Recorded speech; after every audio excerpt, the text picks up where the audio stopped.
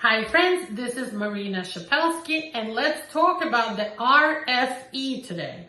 That's the request for evidence from USCIS, a very common tool used by USCIS in 3 situations. And I will discuss those 3 situations right now. Before I do, if you like this kind of video, please become a subscriber, click the little bell below, and give us a like to show that you like the contents of this video, and we'll make more just like this. So the 3 types of requests for evidence, RFE, generally are number 1, things that ask for basic documents. Things like you forgot to include a translation of a birth certificate. You didn't include a marriage certificate, or you forgot to include a tax return for the last year when they question your affidavit of support, right?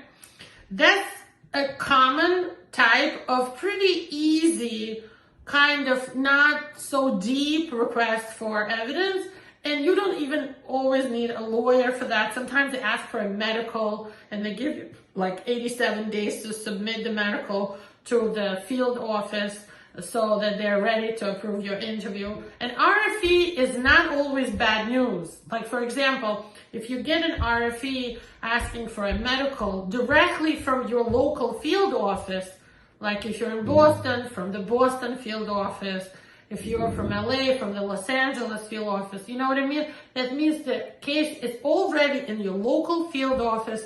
An officer is actively reviewing your case physically, and they need a medical. So a medical is good news. They're ready to approve your case. They don't need the medical if they're going to deny it. You know what I mean? So when they ask for a medical, it's usually a good news if it's at the local field office. So the first type of RFE is pretty easy. You might not even need a lawyer as long as you follow the deadline. Always send in the response by Federal Express, by some sort of like expensive Federal Express, so like overnight or 2 days, something that you have proof of signature, and keep a copy of whatever you're sending with the request for evidence and proof of mailing for yourself, right? The second type of RFE is more deep. It's when they have questions about your case, doubts about the relationship, and they will ask you for things like proofs of a bona fide marriage, if it's a marriage case. If it's VAWA, they might ask for proofs of the bona fide marriage, joint documents, and the proofs of battery or abuse. So this is where you might want to include like a psychologist report, witness letter, something new that you didn't include before to prove that you were abused in that marriage. If it's something related to the affidavit of support, they might want to see tax returns, your W-2, pay stubs, proofs of your income for the affidavit of support, right? The second type of RFE that I'm discussing here is more serious, and I definitely recommend filing an attorney, and you will recognize if you got the second type of RFE by the number of the pages. If it's a really voluminous, like many pages RFE, if it's like 14 pages, then you have a problem, especially if it's like EB1,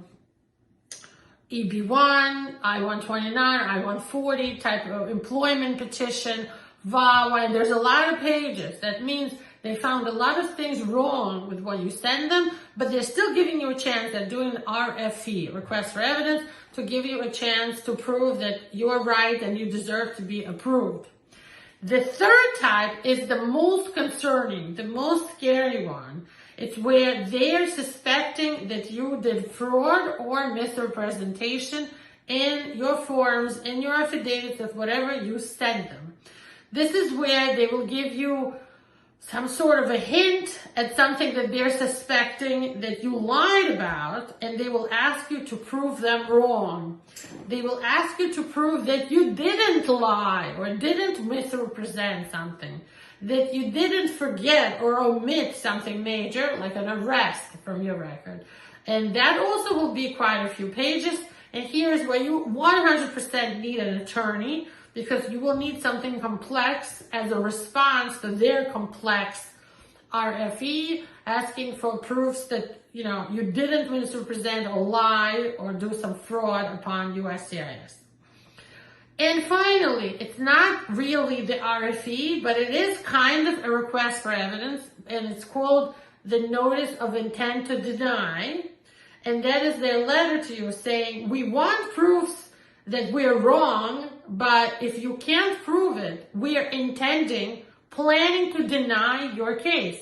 Notice of intent to deny, or NOID, right? And that's the most serious thing you can receive from USCIS, because they're telling you, hey, you're this close from getting denied, prove us wrong. And that's when they say, look, you filed a marriage petition, but we found something in your visa record saying you were married to, Irina Stein in Ukraine, for example, and you didn't provide a divorce with Irina Stein, nor did you even mention Irina Stein as your prior marriage in the forms where you had to put in all of your ex-spouse's information.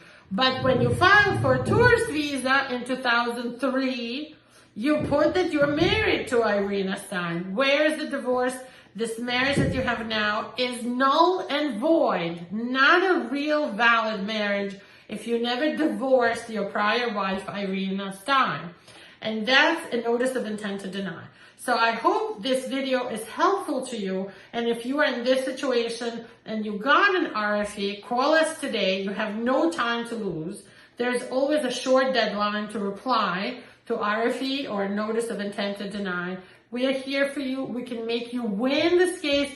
Having an RFE or even a notice of intent to deny is not the end of the road. It's not the end of the world. We have won many, many cases just like yours, overcoming these RFEs and NOIDs successfully and getting our clients U.S. citizenship and green cards. Give us a call today.